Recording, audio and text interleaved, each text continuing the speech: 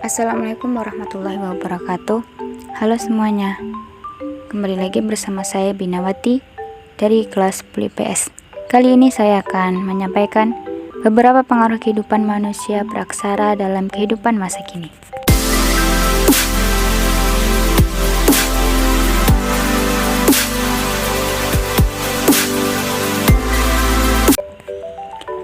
Pengaruh masa praksara terhadap kehidupan masa kini terdapat beberapa aspek, yaitu aspek yang pertama, aspek kepercayaan. Pada masa praksara, seiring dengan perkembangan kemajuan berpikir manusia purba mulai mengenal kepercayaan. Mereka percaya akan adanya kekuatan lain dari luar dirinya. Oleh sebab itu, mereka berusaha mendekatkan diri dengan kekuatan tersebut. Caranya dengan mengadakan berbagai upacara seperti pemujaan, pemberian sesaji, dan yang paling menonjol adalah upacara penguburan orang meninggal. Sistem kepercayaan masyarakat Indonesia zaman praksara diperkirakan tumbuh pada masa berburu dan mengumpulkan makanan. Kepercayaan itu dibagi menjadi beberapa macam, yaitu yang pertama, animisme. Animisme adalah kepercayaan terhadap roh nenek moyang. Mereka juga mempercayai adanya roh yang dapat berbuat jahat dan berbuat baik.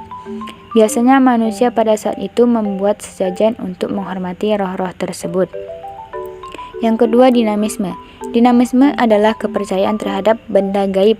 Manusia pada saat itu percaya bahwa segala sesuatu yang mempunyai kekuatan yang dapat mempengaruhi keberhasilan dan kegagalan manusia. Kekuatan gaib itu terdapat di dalam benda-benda seperti keris, patung, gunung, pohon besar, dan lain-lain. Yang ketiga yaitu totemisme. Totemisme adalah kepercayaan yang menganggap bahwa hewan itu suci karena memiliki kekuatan supranatural. Hewan yang dianggap suci antara lain seperti ular, harimau, dan lain-lain. Biasanya orang-orang yang menganggap hewan itu suci akan pantang memakan dan membunuh hewan tersebut.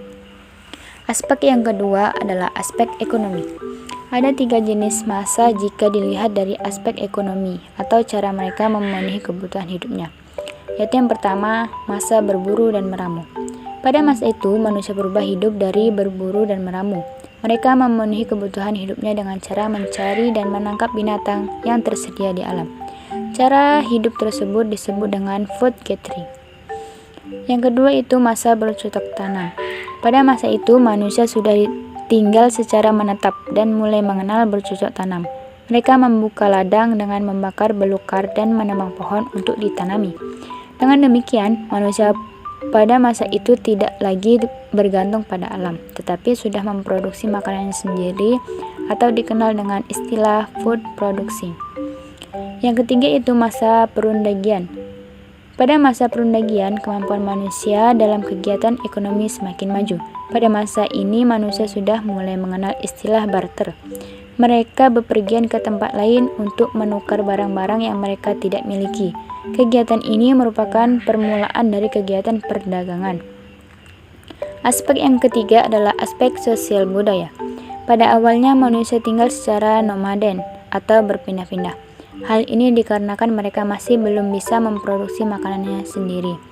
Tempat tinggal yang mereka pilih yaitu di dekat danau atau sungai dan tepi pantai.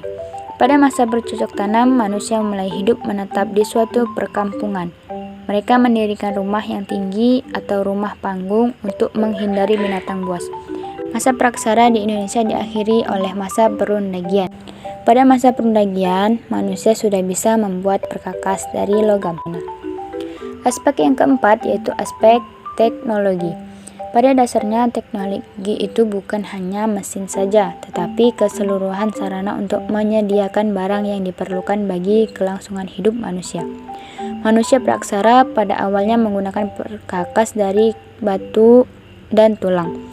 Mereka memanfaatkan batu tersebut untuk berburu, memotong, dan menguliti hewan.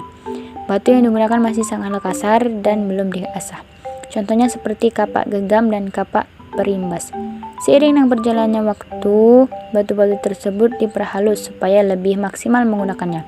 Proses penemuan api merupakan bentuk inovasi yang sangat penting. Berdasarkan data arkeologi, penemuan api kira-kira terjadi pada 400.000 tahun lalu pada periode manusia Homo erectus.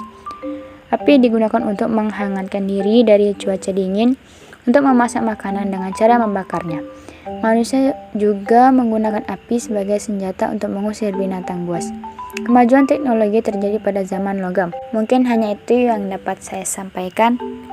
Sekian dari saya, semoga bermanfaat. Terima kasih. Wassalamualaikum warahmatullahi wabarakatuh.